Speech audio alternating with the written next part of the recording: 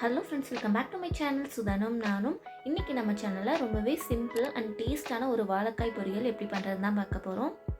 இந்த வாழைக்காய் பொரியல் காரக்குழம்பு கூடலாம் ரொம்ப ரொம்ப சூப்பராக இருக்கும். நான் இன்றைக்கி இந்த வாழைக்காய் பொரியல் பண்ண ஒரு வாழைக்காயை இது போல் கொஞ்சம் பெரிய சைஸில் கட் பண்ணி வச்சுக்கிறேன். ஃபஸ்ட்டு நம்ம வாழைக்காய் பொரியல் பண்ணுறதுக்கு வாழைக்காயை வேக வச்சுக்கலாம். அதுக்கு அடுப்பில் ஒரு வாணலி வச்சுட்டு வாணலியில் தேவையான அளவு தண்ணி வச்சுக்கோங்க. தண்ணி வச்சுட்டு இதில் வாழைக்காய்க்கு தேவையான அளவுக்கு உப்பு சேர்த்துக்கலாம். கூடவே ஒரு 1/4 டீஸ்பூன் அளவுக்கு மஞ்சள் தூள் சேர்த்துட்டு இதை நல்லா ஒரு தடவை கலந்து விட்டுறலாம். கலந்து விட்டுட்டு இது லைட்டாக ஒரு கொதி வந்ததுக்கப்புறமா நம்ம கட் பண்ணி வச்சுருக்க வாழைக்காயெல்லாம் உள்ளே சேர்த்துடலாங்க.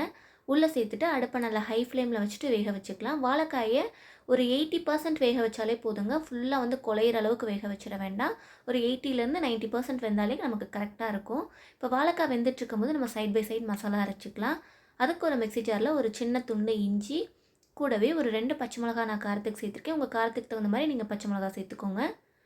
இது கூடவே ஒரு 2 டேபிள் ஸ்பூன் அளவுக்கு தேங்காய் சேர்த்துக்கிறேன். சேர்த்துட்டு இதை ஒரு தடவை நல்லா அரைச்சி எடுத்துகிட்டு வந்துக்கிறேங்க.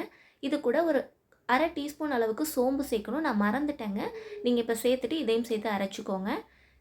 இப்போ இதையும் சேர்த்து நல்லா நான் அரைச்சி எடுத்து வச்சுக்கிறேன். இப்போ மசாலா ரெடி ஆயிடுச்சு. வாழைக்காய் வெந்துருச்சான்னு செக் பண்ணிடலாம். பாருங்கள், வாழைக்காயை இது போல் குத்தி பார்க்கலாம். வாழைக்காய் வந்து நல்லா வெந்துருச்சு. இதை வந்து தண்ணியெல்லாம் நல்லா வடிச்சிட்டு எடுத்து வச்சுக்கலாம்.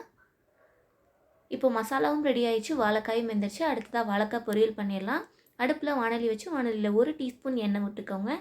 எண்ணெய் காஞ்சதுக்கப்புறமா ஒரு 1/4 டீஸ்பூன் கடுகு, 1/4 டீஸ்பூன் சீரகம் சேர்த்துட்டு கூடவே கொஞ்சமாக கருவேப்பிலை சேர்த்துக்கோங்க.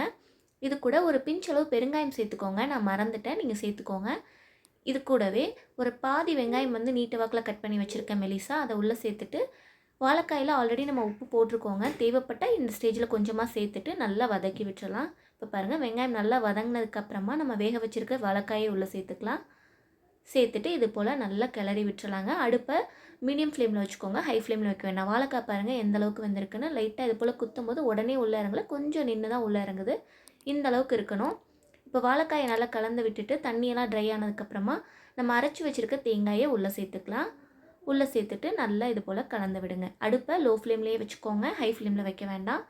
நல்லா இது போல் கலந்து விடுங்க. இந்த தேங்காயில் நம்ம இஞ்சி பச்சை மிளகாலாம் சேர்த்துருக்கறதுனால நல்ல ஒரு ஃப்ளேவர் கொடுக்கும். ரொம்ப ரொம்ப சூப்பராக இருக்கும். மேலே கொஞ்சமாக கொத்தமல்லி இலை தூவிட்டு சர்வ் பண்ணுங்கள். இந்த வாழைக்காய் பொரியல் பார்த்திங்கன்னா நல்ல காரக்குழம்பு கூடலாம் ஒரு ரொம்ப ரொம்ப சூப்பரான காம்போவாக இருக்கும். கண்டிப்பாக ட்ரை பண்ணி பாருங்கள். வீடியோ பிடிச்சிருந்துச்சுன்னா லைக் பண்ணுங்கள், ஷேர் பண்ணுங்கள், சப்ஸ்கிரைப் பண்ணி பக்கத்தில் இருக்க பெல் ஐக்கானை கிளிக் பண்ணி ஆளுங்கிற ஆப்ஷன் கிளிக் பண்ணிக்கோங்க.